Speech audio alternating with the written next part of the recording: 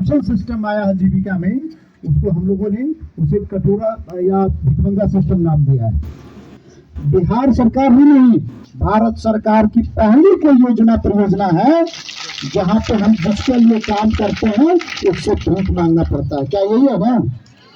इसको नकार सकते हैं कोई?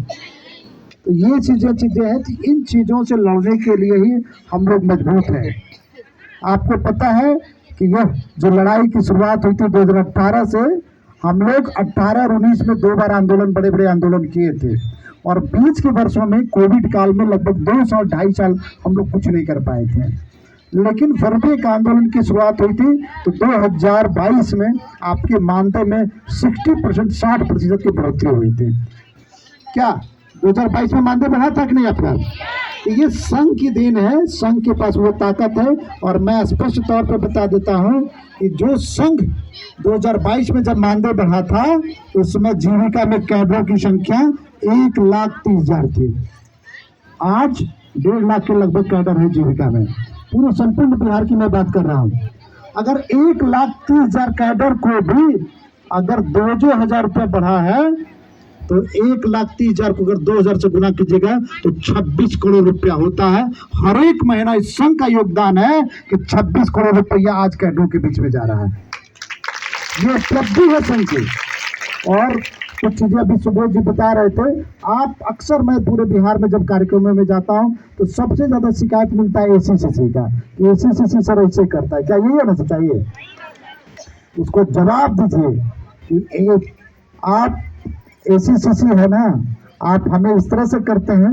और कोई मेरा एक भाई और एसी था, अब है नहीं, वो हमारे लिए लड़ने के तैयार है और वो पूरे बिहार में लड़ता है। आप सिर्फ एक पंचायत और एक क्लस्टर तक सीमित हैं, वो मेरा भाई पूरे बिहार में जीविका दीदियों के साथ कंधे से कंधा मिलाकर लड़ाई लड़ने के लिए तैयार है। कहीं भी किसी भी कीमत पे अपने को कम मत आंकिए।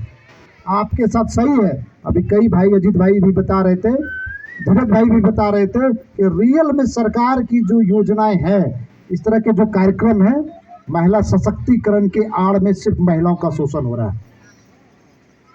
मैं पूछना चाहता हूं, बिहार में अभी कुल बैंकों का जो ऋण है जीविका दीदियों पर 41,000 करोड़ रुपए का ऋण है।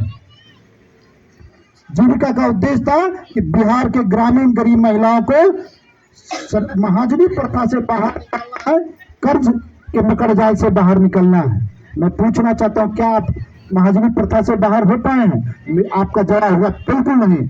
आज सिर्फ हमारा महाजन बदल गया है। पहले घर के जो गांव के महाजन थे, अब वो महाजन नहीं रहे, हमारा बैंक महाजन हो गया।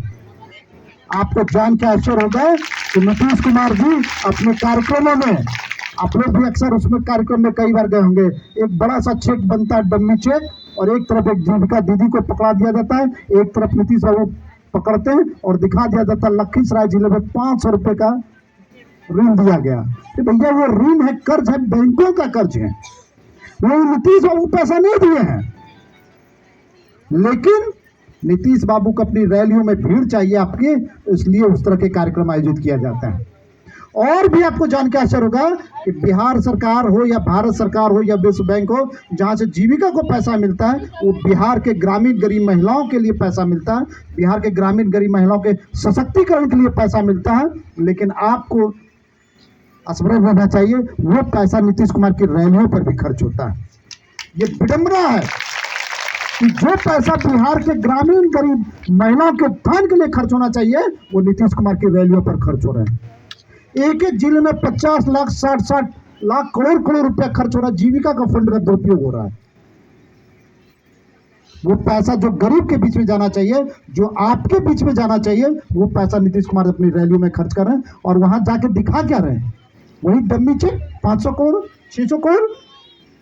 ये 600 करोड़ नीतीश बाबू आपका नहीं है, ये पैसा बैंकों का है, और बैंक भी हमको कर्ज दिया है जिसका सूद सहित हमें वापस करना है। क्या ऐसा होता है कि जो पैसा आपको मिलता है उसको वापस नहीं करते हैं? पैसा वापस करते हैं, ब्याज देते हैं कि नहीं? तो फिर ये सरकार का अचीवमेंट नहीं है। हम कहिए कि बैंक हमको पैसा दे रही है, बैंक का ये बिजनेस है।